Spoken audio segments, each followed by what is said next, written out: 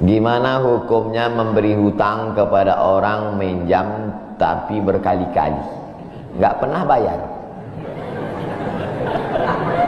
Apakah kita termasuk orang yang menzolimi dengan tidak mendidik orang tersebut menjadi mandiri? Karena sepertinya tak pernah mandiri dan tidak berniat untuk melunasi. Ayat yang paling panjang dalam Al-Quran, surat Al-Baqarah 282. Satu lembar. Bukan tentang puasa, bukan tentang sholat, bukan tentang baca Quran, bukan tentang zikir, tapi ayat yang paling panjang tentang bayar hutang. Sholatnya banyak, puasanya banyak, zikirnya banyak, baca Qurannya khatam, tapi kalau bayar utang tak dibayar, di akhirat kau akan cari dia. Oleh sebab itu ada orang mati syahid. Oh, mati syahid. Orang mati syahid enggak merasakan sakratul maut. Orang mati syahid enggak merasakan azab kubur. Orang mati syahid tidak merasakan hisab. Orang mati syahid langsung masuk surga. Ilat dain, kecuali hutang. Makanya kalau ada orang menagih hutang, itu dia bukan pelit. Dia sedang menyelamatkan saudaranya dari makan haram. Makanya datang ke rumah dia. Habis pengajian nih langsung datang. Assalamualaikum, waalaikumsalam. Kau mau menagih ya? Aku bukan mau menagih, tapi menyelamatkanmu, anak cucumu, istrimu, tetanggamu dari makan haram. Ya ayyuhalladzina amanu, hai orang-orang yang beriman, hai orang yang percaya bahwa setelah mati dia akan hidup lagi menghadap Allah. Idza tadayantum bidainin, kalau kau menjalin transaksi hutang piutang, ila ajalim musamma, sampai ke batas waktu tertentu, faktubuh, tulis, saya pinjam kepada kamu 500.000, akan saya bayar pada bulan Mei. Tahunnya jelas. Banyak juga bulan Mei. Maybe yes, maybe no. Bulan berapa? Bulan Mei tahun 2020. Oke. Sekarang bulan Maret, April, 1 Mei 2020 datang tagih. Kapan kau bayar? Mohon maaf aku nggak bisa, istriku baru meninggal, anakku pun sakit. Itu jangan kau cerita panjang lebar, tak tahan air mataku mau menetes.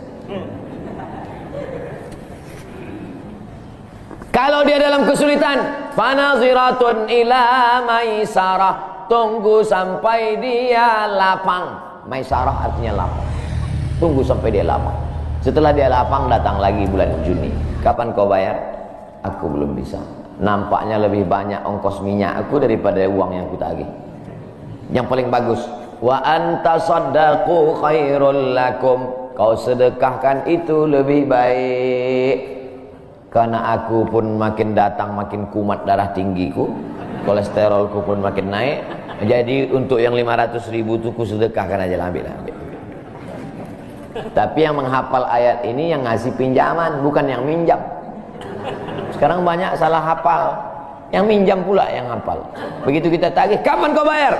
Wa anta saddaqu khairul lakum, kau sedekahkan itu lebih baik. Itu ayat aku.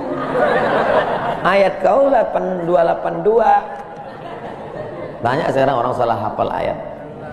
Jadi dalam Islam hutang piutang adalah ajaran tolong menolong tertulis dalam Quran. Namanya fikih muamalah. Ada fikih ibadah, sholat, zakat, puasa. Ada fikih jihad, jihad fisabilillah. Ada namanya fikih muamalat. Hutang piutang, gadai menggadai, pinjam meminjam, murabahah, mudharabah, bagi hasil. Maka hutang piutang ini cara tolong menolong. Jangan sampai dihilangkan. Tapi kalau tidak mendidik, maka Islam bukan agama yang memanjakan orang. Ada anak yang kurang ajar kepada orang tuanya. Bagaimana caranya berbakti kepada orang tua yang telah wafat? Apakah anak ini masih dapat ampunan Allah Subhanahu wa taala? Datanglah seorang bapak mengadu kepada Umar bin Khattab. Assalamualaikum Khalifah Amirul Mukminin Umar bin Khattab. Waalaikumsalam. Ini anak saya kurang ajar, tolong dihajar dulu. Kata Umar bin Khattab orangnya bijaksana. dia tidak mau main pukul, dia tanya dulu, kenapa kau kurang ajar pada bapakmu? Hai Umar bin Khattab, kata anaknya, ya, apakah seorang anak itu punya hak terhadap bapaknya? Ya. Apa hak anak? Mencarikan ibunya yang solihah, memberikan nama yang baik, memberikan makanan yang halal. Itu hak anak.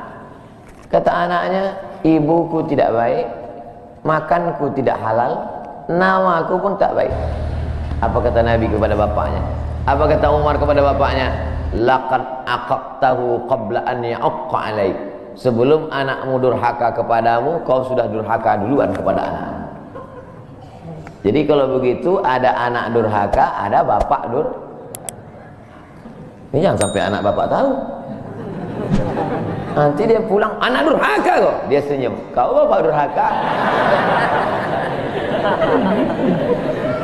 Ibunya tak baik, namanya tak baik, makannya tak baik. Kasih dia nama yang baik, kasih dia makan yang halal. Kadang-kadang kenapa otaknya tak lurus? Karena makannya tak halal. Dikasih dia makan riswah, makan sogok, makan haram. Kenapa kau kasih makan haram? Gimana lah Pak Ustadz, yang haramnya aja pun payah. Astagfirullah. Allah sediakan alam semesta begitu banyak yang halal. Kenapa kau kasih dia makan haram? Jangan pernah kasih anak makan haram. Pesan kakek saya, datuk saya, kalau bahasa kampungnya grandfather. Cucuku 40 orang, yang satu ini jangan sekolah umum. Maksudnya saya tak dikasih sekolah umum, maka saya tak pernah sekolah umum. Sekolah ibtidaiyah, sanawiyah, aliyah, al-azhar, Maroko, Sudan. Tak pernah sekolah umum. Cucuku yang ini jangan sekolah umum, jangan kasih makan haram, nanti otaknya gelap. Cucuku yang ini jangan kalian kasih makan haram, nanti otaknya gelap. Pesan itu disampaikan almarhumah mak saya ke saya. Kau pun nanti anak kau jangan kau kasih makan haram, nanti otaknya gelap. Kalau sudah otak gelap, tak bisa membedakan mana tiang, mana orang, sifatnya kepala kita. Nah, jangan sampai anak kita durhaka gara-gara kita bapak yang durhaka. Kalau anak sudah durhaka, meninggal orang tuanya, setelah itu dia bertobat, bagaimana cara minta ampunnya? Maka dia bersedekah. Mana dalilnya? Seorang sahabat datang menjumpai Nabi. Ummi matat, ibu saya sudah meninggal. Apa atasaddaqu anha? Kalau saya bersedekah, apakah pahalanya sampai kepada almarhumah ibu saya? Kata Nabi, tasaddaq, bersedekahlah, sedekahmu sampai. Maka wahai anak-anak durhaka yang sudah mati ibu dan bapakmu, maka datang kau habis pengajian ini langsung ke tempat anak yatim, panti jompo, sekolah-sekolah, pondok pesantren.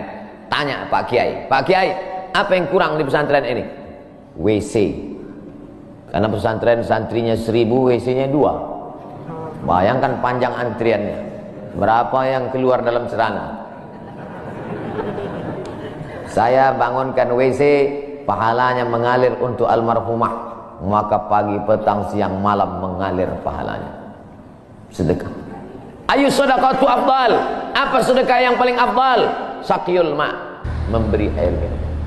Sedekah yang paling afdal, kasih air minum. Saya ceramah di Banjarmasin, di depan rumah seorang pejabat. Itu ada kulkas tapi nggak sampai beku, freezer. Setiap dipencet keluar air dingin. Gelasnya dikasih pakai rantai besi, takut dilarikan tukang ambil aluminium. Buat wakaf untuk almarhumah. Nah, itu bagus kan. Saya ceramah di Malaysia, di pintu masjid itu ada kotak box. Kalau kita ambil satu botol, keluar botol baru. Ambil satu botol, keluar botol baru. Wakaf untuk, itu bagus, sedekah. Jangan sedekah teh botol, nanti dia kena diabetes. Air putih, ini bagus, mengalir. Sedekah sumur bor, pergi ke masjid, putar keran nggak ada air, tanya pengurus masjid, Pak pengurus, ya mana sumur bor? Nggak ada, saya buatkan. langsung bunyi. Itu berarti cash itu. Begitu cara berbakti pada orang tua dengan sedekah. Tapi Pak Ustadz, saya jangankan sedekah, makan saya pun Senin Kamis Pak Ustadz doa, Allahumma fir lahu warhamhu wa'afihi wa'fu anhu. Bangun tengah malam, Rabbi firli wali walidayya warhamhuma kama rabbayani shaghira. Apa itu bid'ah? Bid'ah membuat sesuatu yang tidak dibuat oleh Nabi Muhammad SAW. Tidak ada dalilnya dari 3 aspek: qauli, fi'li, takriri. Perbuatan yang tidak ada dalilnya bid'ah. Jangan dikatakan perbuatan yang tidak dibuat Nabi bid'ah. Perbuatan yang tak ada dalilnya bid'ah.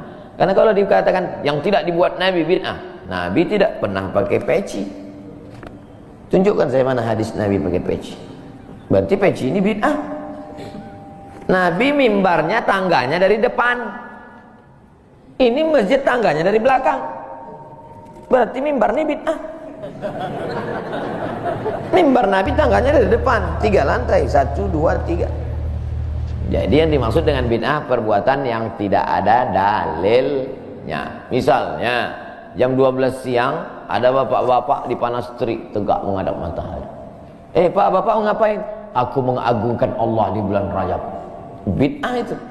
Karena tidak ada dalilnya sama sekali. Tapi selama ada dalilnya, tidak boleh kita katakan orang itu melakukan perbuatan bid'ah. Malam Jumat baca Yasin. Kumpul 10 orang baca Yasin. Yasin wal Qur'anil Hakim innaka laminal mursalin. Bid'ah. Loh. Coba lihat dalilnya. Yang dibacanya itu Quran apa Quran? Quran. Baca Quran apa pahala? Yasin itu Quran atau enggak Quran? Quran.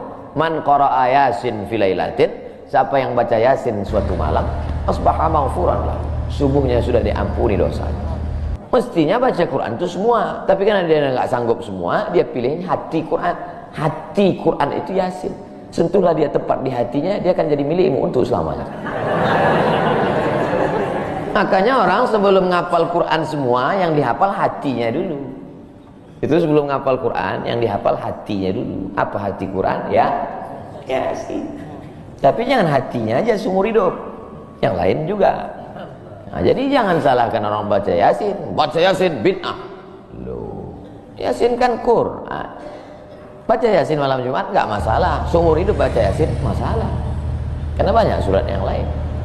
Baca juga Al-Fatihah, Al-Baqarah, Al-Nisa, Ali Imran, An-Nisa, Al-Maidah, Al-An'am. Nah, jadi mudah. Perbuatan tidak ada dalilnya bid'ah. Selama ada dalilnya tidak bid'ah.